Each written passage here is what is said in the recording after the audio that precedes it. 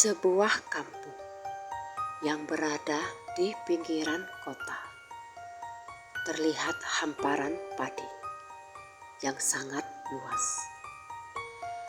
Hamparan padi yang hijau, tumbuh subur di bawah langit yang disinari matahari senja, mewarnai padi menjadi keemasan dan menciptakan bayangan panjang yang dramatis. Di tengah-tengah hamparan padi itu terdapat sebuah dangau atau gubuk yang nyaris ambruk termakan usia. Di pinggir gubuk itu duduk seorang laki-laki berumur pertengahan 20-an. Lelaki itu bernama Suciman. Ia duduk termenung dan dengan tatapan nanar memandangi hamparan padi. Sesekali ia menggoyang-goyangkan kakinya yang menggantung. Ia menghembuskan nafas berat. Terlihat ia seperti sedang memikul beban berat. Beban berat yang belum bisa dilepaskan. Dalam hati Suciman, ia memikirkan nasib hidupnya yang tidak mengalami kemajuan. Ia sudah berusaha sekuat tenaga dengan bekerja tanpa mengenal waktu dan rasa lelah yang menyelimutinya. Mulai dari berjualan, menjadi kuli bangunan, hingga menggarap sawah milik orang. Tetapi itu semua tidaklah cukup. Tidak cukup untuk memenuhi kebutuhan hidupnya. Belum lagi ia harus mengurus ibunya yang sedang sakit. Memikirkan ibunya membuat air mata Suciman jatuh. Sudah 2 tahun ini, ibunya sering sakit-sakitan. Pengobatan tradisional sudah dilakukan, tapi kondisi ibunya tidak juga mengalami kemajuan. Ingin sekali rasanya Suciman membawa ibunya berobat ke rumah sakit yang ada di kota. Tapi apalah daya, dia tidak memiliki uang untuk membawa ibunya ke sana. Yang bisa dilakukannya saat ini hanya mengandalkan obat herbal untuk kesembuhan sang bunda. Suciman sangat menyayangi ibunya. Ketika Suciman baru saja berumur 4 tahun, ayahnya pergi untuk selama-lamanya. Sang ayah meninggal karena kecelakaan. Perginya sang ayah membuat ibunya menjadi orang tua tunggal dan tak pernah menikah lagi. Demi memenuhi kebutuhan Suciman, sang ibu bekerja tanpa mengenal waktu. Setiap ada warga yang menawari pekerjaan, ibunya yang bernama Bu Rohani itu selalu menerimanya dengan senang hati. Hal itu terus dilakukannya hingga Suciman pun tumbuh dewasa. Tetapi naas terjadi sekitar 2 tahun lalu. Tiba-tiba saja kaki kanan Bu Rohani sulit digerakkan. Ketika diperiksa oleh mantri desa, mantri tersebut mengatakan jika kaki kanan Bu Rohani mengalami kelumpuhan. Sejak saat itu, Bu Rohani mengandalkan tongkat untuk berjalan. Dan dikarenakan kondisinya itu, sudah pasti Bu Rohani tidak bisa bekerja lagi. Jadi, kini giliran Sujiman yang harus mencari nafkah untuk mereka berdua. Sujiman tidak keberatan, tapi ia suka tak tahan melihat ibunya yang berjalan tertatih dengan tongkatnya. Setiap melihat itu, Sujiman merasa jika ia bukan anak yang berguna, yang tidak bisa memberikan pengobatan terbaik untuk ibunya. Dan setiap melihat ibunya, air mata selalu berebut ingin keluar dari pelupuk matanya. Hari semakin senja. Pasti tak lama lagi kumandang azan maghrib bergema. Sujiman bangkit dari lamunannya. Ia melangkahkan kakinya di jalan setapak yang ada di tengah sawah. Pikirannya masih berkecamuk, tetapi ia harus segera pulang karena ada seseorang yang menantinya di rumah. Bu Rohani yang saat itu sedang duduk di teras depan rumahnya, langsung tersenyum ketika melihat anaknya kembali. "Kau sudah pulang, Nak?" ujarnya. Sujiman mengangguk, lalu meraih tangan kanan Bu Rohani, lalu mencium punggung tangannya. "Sudah, Bu," jawabnya sambil menghenyakkan pantatnya di kursi anyaman bambu.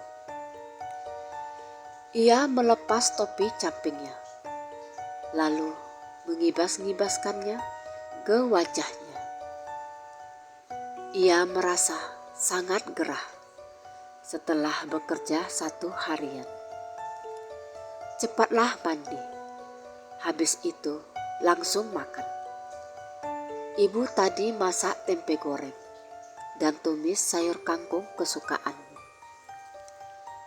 Mendengar ibunya memasak, Sujiman langsung berkata, "Kan Jiman sudah pernah bilang, Ibu jangan masak, biar Jiman aja." Ibu menjawab, "Kalau hanya tempe goreng dan tumis kangkung, Ibu masih bisa kok, Man." "Tapi Bu Rohani langsung memotong ucapan Sujiman dengan mengibaskan tangannya.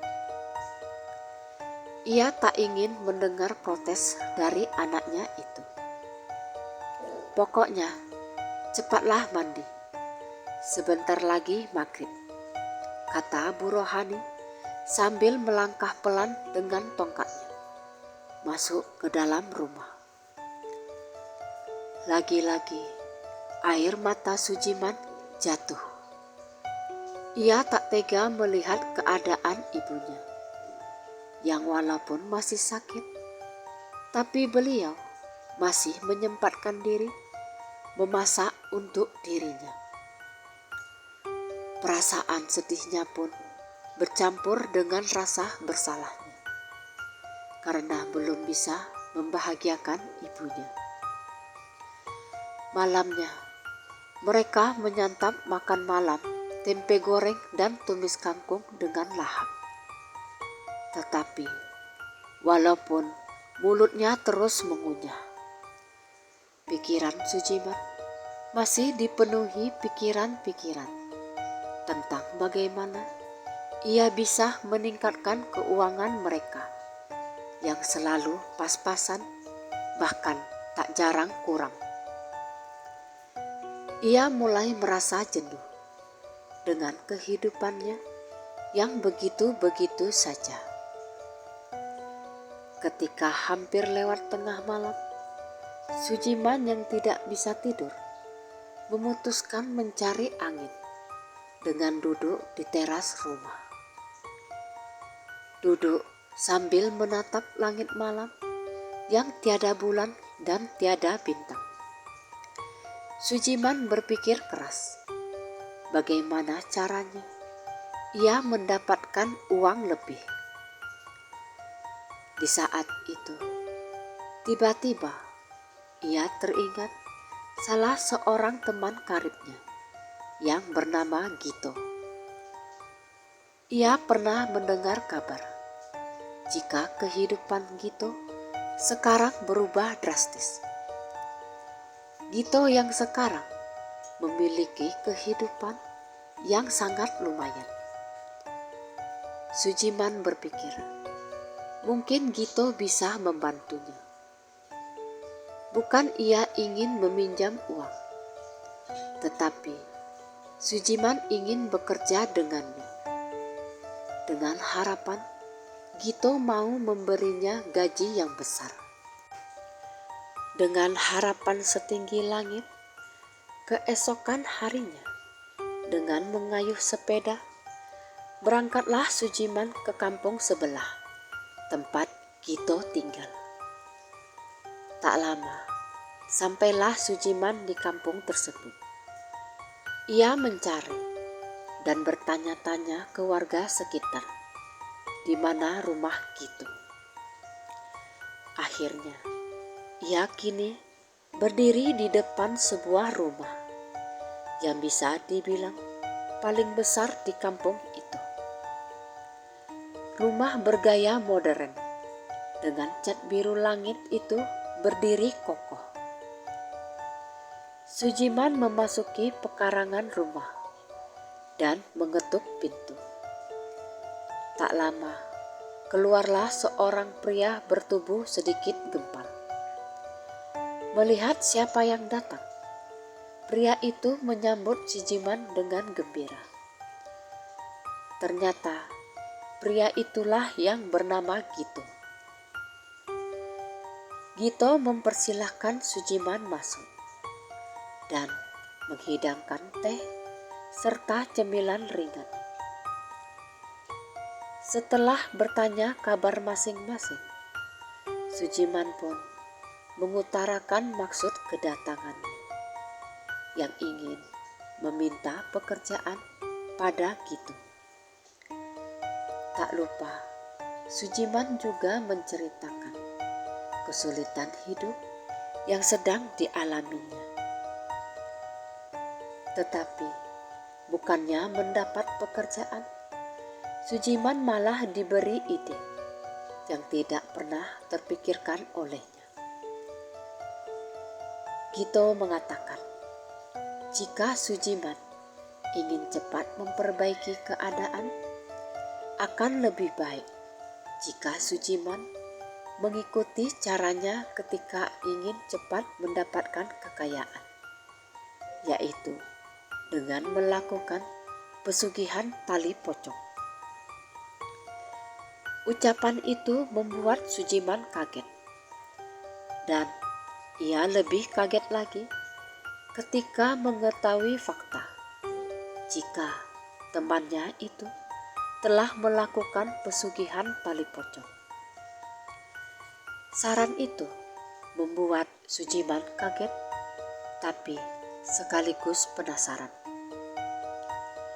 Dia sendiri sebenarnya tahu jika hal itu tidak dibenarkan. Tetapi dia benar-benar sudah jenuh dengan himpitan ekonomi yang sedang dihadapinya. Gito mengatakan, ia bersedia mengantarkannya ke dukun tempat di mana ia melakukan pesugihan tersebut. Sujiman terlihat bimbang. Akhirnya, Sujiman meminta waktu 2 hari pada Gito untuk memikirkannya. Gito hanya mengangguk dan berkata siap menunggu. Selama 2 hari, Sujiman seperti berperang dengan dirinya sendiri. Di satu sisi, ia tahu apa yang dilakukannya itu salah dan sangat bertentangan dengan ilmu agama yang telah diperolehnya dari ibu maupun guru-gurunya. Tetapi di sisi lain, ia ingin sekali cepat keluar dari permasalahan ekonomi yang sedang dihadapinya. Dan betapa inginnya dia membawa ibunya berobat ke kota. Dan untuk mewujudkan itu semua, bukankah hal itu memerlukan dana yang tak sedikit?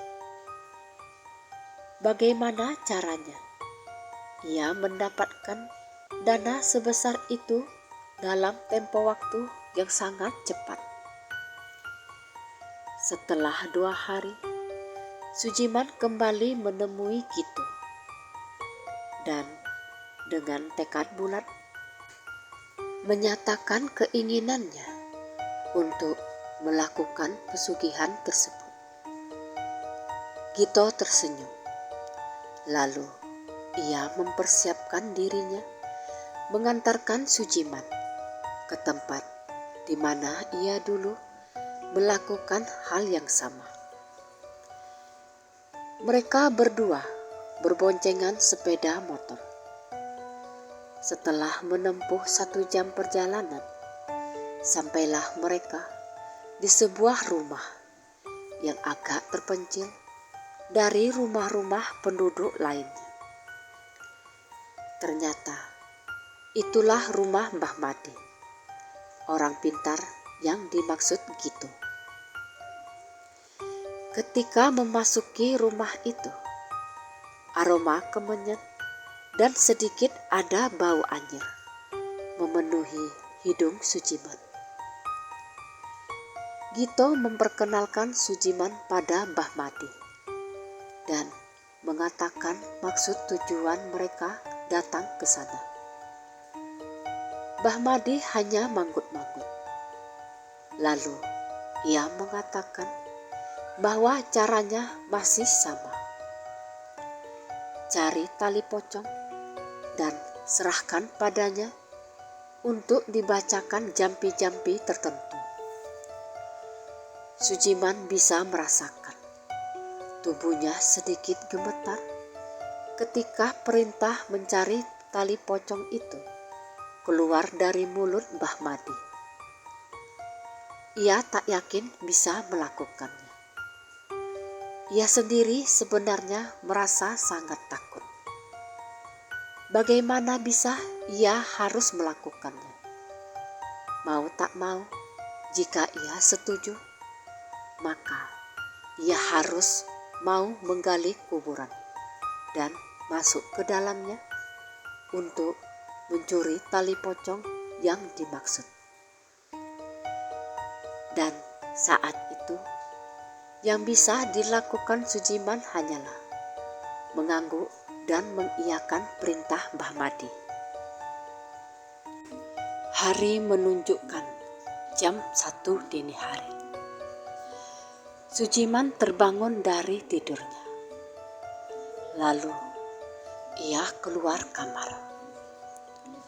Ia memastikan jika ibunya sudah terlelap. Lalu dengan mengendap-endap, Sujiman dengan berusaha tidak membuat satu suara pun. Ia keluar dari rumah. Ia mengambil sepedanya yang diparkir di sebelah rumahnya. Lalu sambil memperhatikan keadaan sekitarnya, ia memastikan tidak ada orang yang melihatnya. Sujiman kemudian mengendarai sepedanya menuju ke sebuah pemakaman yang ada di kampungnya. Kemudian, ketika ia tiba di pemakaman itu, ia masuk ke area dan mencari-cari kira-kira makam siapa yang akan digalinya. Sujiman kemudian mengarahkan pandangannya ke sebuah kuburan yang di dalamnya ternyata seorang pria. Jantungnya deg-degan. Keraguan masih menyelimutinya. Benarkah ia ingin melakukannya?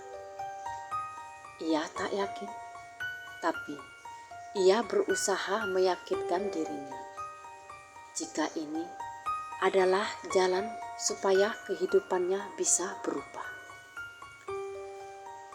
Dengan tekad bulat, ia mulai menggali makam tersebut. Beberapa menit menggali, Sujiman mulai merasakan tubuhnya kelelahan. Tetapi ia berusaha melanjutkannya. Dan ketika usahanya berlanjut, tiba-tiba ia samar-samar mendengar suara cekikikan seorang wanita. Suara itu terdengar seperti dari jauh. Sujiman berusaha mengabaikannya dan kembali menggali. Tetapi suara itu datang lagi. Kali ini lebih panjang. Sujiman mulai ketakutan. Ia berusaha mengabaikannya, tapi kali ini tidak bisa. Ia menghentikan galiannya. Lalu ia mendongakkan wajahnya, mencari sumber suara tersebut. Dan tiba-tiba ia bisa melihatnya dengan sangat jelas. Di sana, di antara rimbunan pepohonan pisang, ia melihat sesuatu yang putih sedang melayang-layang di antaranya. Sesuatu itu berwujud perempuan, memakai pakaian putih panjang, dan terdengar suara tertawanya yang seperti mengejek. Sujiman lagi-lagi mencoba mengabaikannya. Ia kembali menggali, tetapi kali ini ia mendengar sebuah suara yang terasa berat di kupingnya. Suara itu berkata, "Hentikan sekarang juga."